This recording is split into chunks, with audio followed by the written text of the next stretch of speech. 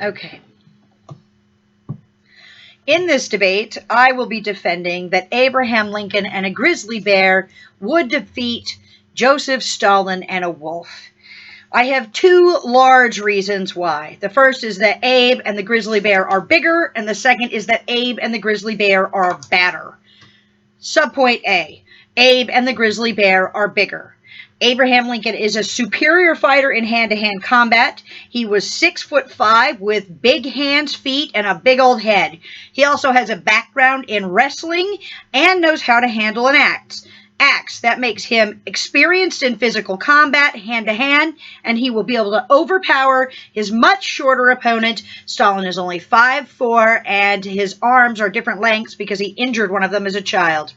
The grizzly bear is also just bigger. It's a top of the food chain predator in the forest. It runs at 30 miles an hour, is up to 8 feet high, and weighs 800 pounds. It's big enough to take down a whole moose. All right, if a grizzly bear needs to fight to stay alive, it will be the top predator. Subpoint B. Abe and the grizzly bear are badder. All right, head-to-head, grizzly bear wrecks wolf. In Yellowstone National Park, where they reintroduced wolves to the park, the bears still rule the park. As a matter of fact, there are times when a single bear can hold off 24 wolves. Why? Because they're just significantly larger than wolves. Wolves need to hunt in packs. And remember, the negative does not have a pack. They only have one wolf. Also, Abe is just badder. Stalin, although he was an awful despot, was a coward who ordered other people to commit murder. And according to Global Security, he literally trembled with fear when he found out that Germany had invaded the Soviet Union. He just won't make it in a fight. That's why Abe and a grizzly will beat Stalin and a wolf.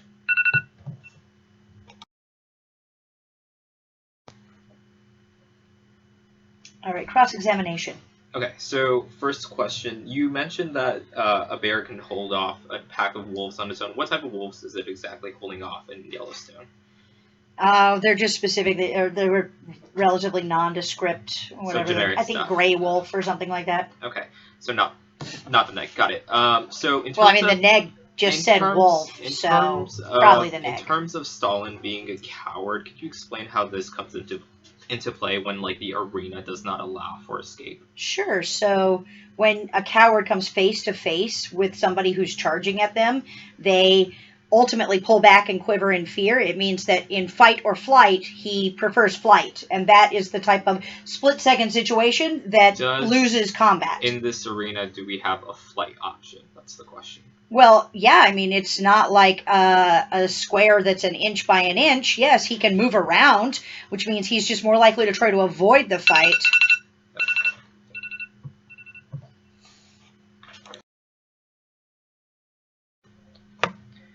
So Stalin with a Mackenzie Valley wolf companion would win against Abe Lincoln for the following reasons. 1. Stalin is considered a great military general. His strategies and might led the USSR to many victories during both the Russian Civil War and the World War. Stalin had a great eye for knowing enemy weaknesses and using that to play on his strengths. Stalin led the USSR through some of the bloodiest battles in World War II, whose death toll reached 26 million for Russians alone, as compared to the mere 620,000 that died in the Civil War that Abe Lincoln led. Stalin was also capable of handling weaponry. He often had training from his military advisor and was heavily involved in the development of new weaponry. Stalin lived through a time of war when weapon development was a focal point to achieve victory. He was passionate about building the strength of the USSR military capabilities to their peak. Second, we will discuss discuss the powerful companion that Stalin will fight beside. The Mackenzie wolves have great stamina, strength, and intellect that makes them the perfect predator to outlast any opponent. The Mackenzie Valley wolf has evolved to be the ardent protector and predator in the wilds, with their necks and jaws being strong enough to hunt large bison, deer, and even humans. The Mackenzie Valley wolf was designed to take down large prey in the northern ranges. The Mackenzie wolf is the largest and deadliest of all the wolves in America. They weigh up to 176 pounds and grow up to 40 inches tall. Their natural environment of the Mackenzie wolf has made them masters of stealth. They often sneak up on large caribou to deliver a fatal attack that breaks the bones of the prey immediately. More importantly, a lone wolf is more violent than a wolf that travels in a pack. Their communal bonds are replaced with sheer ferocity and a will to survive no matter the outcome. This is a direct answer to what Toni was talking about in her first AC about both Stalin's cowardness and also the wolf being incapable of fighting back. My opponent will likely say that Stalin was a coward, but in fact he enjoyed violence and causing terror. This is why he was nicknamed the Man of Steel.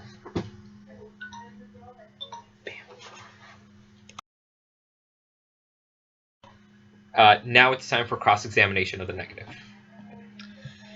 So my first question is, how big did you say your Mackenzie wolf is again? The largest recorded is close to 200 pounds, but on average they're 176 pounds. Okay. And so you think that a less than 200-pound wolf will defeat an 800-pound grizzly bear? Like I mentioned before, the wolf is actually designed to take on animals that are much larger than its weight capacity, and bears are actually something that they always face in the wild. So, and are those grizzly bears? Where is the Mackenzie bear located? In the Arctic. So actually, polar bears typically. Typically polar bears. In Arizona, but you know. It depends. Okay. I mean, let's talk a little bit about grizzly bear were the same. Let's talk a little bit about Stalin. How tall is Stalin again? 5'4". And how much did he weigh? I am not sure to be exact. Was he what you would describe as a large man?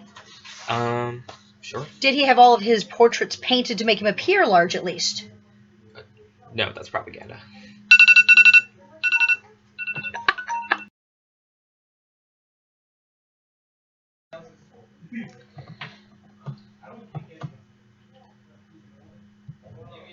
There are three reasons that you're going to vote for the affirmative, but the primary reason is that the experts are on our side. Animal experts from Yellowstone have already compared the grizzly bear to the wolf and said the grizzly bear wins. Military experts from Global Security already discussed Stalin and concluded he's a coward who panics in the moment of combat. Now, there are three very specific arguments, though, that I'm winning. The first is this is hand-to-hand combat. No weapons, no army to hide behind, which means 6'5" Abraham Lincoln with big hands, big feet, and a big head will just destroy 5'4" Stalin with an uneven number of arms that he broke as a childhood. Remember, Abe was also an expert in wrestling. The next argument is fear in the moment. Abe has an IQ of 148. Stalin panics in danger. And don't forget, only Stalin is painting photos of himself to make himself look bigger. That's where the propaganda is. And the last is the Mackenzie wolf is only one wolf. A bear is twice its size, which is why the grizzly bear will defeat the wolf.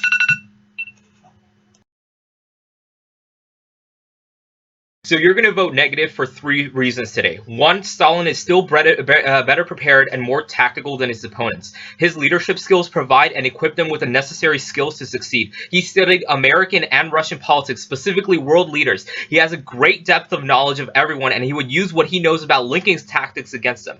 Second, the Mackenzie wolf, although smaller, would beat the grizzly bear. Toni can win that the bear is bigger and stronger, but the Mackenzie wolf is faster and is no newcomer to facing large animals. Also, hunting is an active sport that many partake in Russia, and Stalin is no different. He has gone on several hunts and is experienced in tracking large animals.